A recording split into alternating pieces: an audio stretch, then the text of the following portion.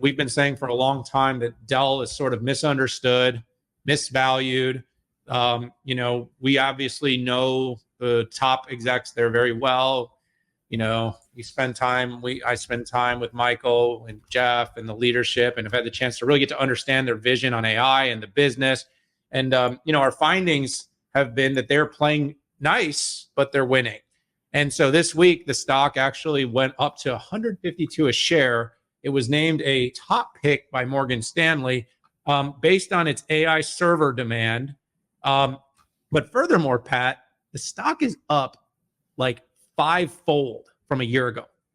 It's up 100% over 6 months. Yeah, but I mean, it was $35 or so at some point in 2023 was what it was trading at. So it has had this amazing run. They're expected to have $10 billion in server revenue. The shares are up 99% in 24.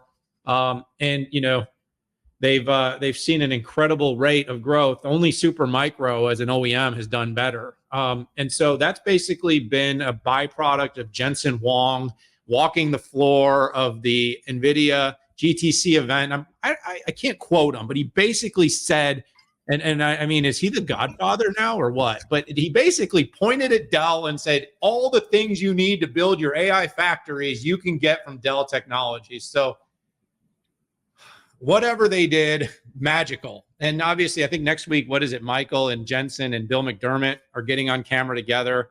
Maybe the only video that's maybe a priority over a 6.5 video, where, by the way, Bill McDermott is going to speak, and Jensen and Michael have spoken, in case anybody hasn't signed up for that yet. It's pretty awesome, isn't it, Pat? So Dell is there. Oh, what the quote in the CNBC article, by the way, is Michael is here and he's happy to take your order. Long confirmed. I don't know, Pat. Great for Dell. We're heading to Dell Tech World Sunday nights because we love working on the weekends. We do. We love that. But if we're going to do it, we're going to do it for the coolest and most exciting tech companies on the planet. Dell is now one of them. Yeah. So Dan, a year ago, right, people were asking us, hey, is there anything above Microsoft when it comes to this generative AI? And, Google was in the mix, and then they had stumble after stumble on Bard, and even some of the demos were being questioned. But the big question we got was who were the next wave of people who could benefit? And, the companies like IBM and companies like ServiceNow and folks like that.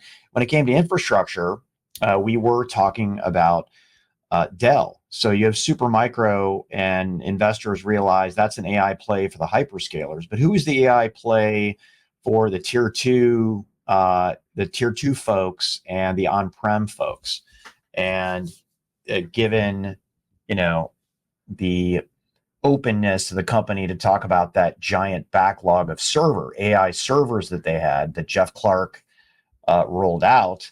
And then a couple quarters after it started to click in, the gear went into place. Boom, here we go. And the stock is cooking, and they're being rewarded for that. So to me, it's a very simple equation. Dell said they were going to be part of this, and then they are part of this, and investors are baking that in. And if I compare, Lenovo isn't getting as big lift on that. HPE is going for value, not volume. So we are where we are. Yeah, I think that's a good assessment. And I know I took a lot of the oxygen on that one, Pat, but I had fun. I tweeted something about it, got a lot of engagement on it, because basically mind blown, dude. I mean, I don't even know what to say. I mean, you and I have kind of at times postulated about the fact that these OEMs they don't move a lot. They're kind of Cisco and Dell and HPE.